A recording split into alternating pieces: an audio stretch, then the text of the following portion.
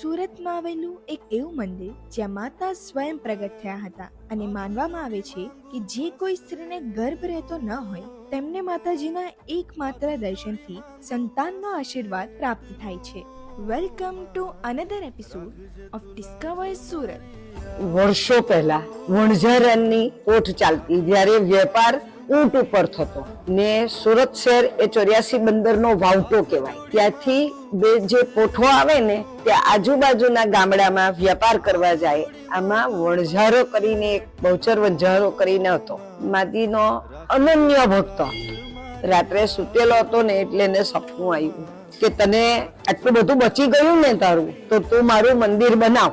તો હું કેવી રીતના કઈ જગ્યાએ જાઉં? તો કે તને રાત્રે જાગતો રહેજે, મણિધર નાગ આવશે, તને રસ્તો બતાવશે, તે જગ્યાએ તારે જતા રહેવાનું છે. ઝડપથી બાંધકામ ચાલુ થયું. 4 મહિનામાં આખી ધર્મશાળા, મંદિર બધું બંધાઈ ગયું. એની જોડે પેલી નાની દીકરી હતી ને, પ્રાણ પ્રતિષ્ઠા કરવાનો સમય થયો. કારતક સુદ એકમને દિવસે માતાજીની પ્રતિષ્ઠા કરવાનો મુહૂર્ત નીકળ્યું. બરાબર 5:30 નો સમય થયો એટલે પ્રાણ પૂરવાનો વખત થયો. એટલે પેલી જે મૂર્તિઓ 3 નીકળેલી હતી ને, તે પહેલા તો મોટું મુખ નીકળેલું હતું. એટલે પેલા મોટું મુખ લઈને અહીંયા આમ હજુ તો અડકારે છે એટલે માં એની અંદર સ્થિર થઈ ગયા. પેલું નાનું મુખ હતું તે ત્યાં સ્થિર થઈ ગયા ને પેલું મધ્યમાં હતું તે ઉપર સ્થિર થઈ ગયા. ખાલી આમ સ્પર્શ જ કર્યો એટલે એની જાતે જ સ્થિર થઈ ગયા. એમાં કોઈ અંદર ચૂનો કે રેતી કે સાગો કશું જ વપરાયું નથી.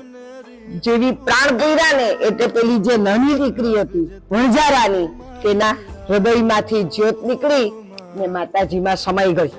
એ છોકરીનું શરીર તા પડી ગયું. વણઝારો કે મારી કઈ ભૂલ થઈ ગઈ, મારી દીકરી જતી રહી. પણ એને ખબર નહોતી કે આ તો મા સ્વરૂપે અહીંયા પધારેલા હતા ને અહીંયા જ સ્થિર થવાના હતા.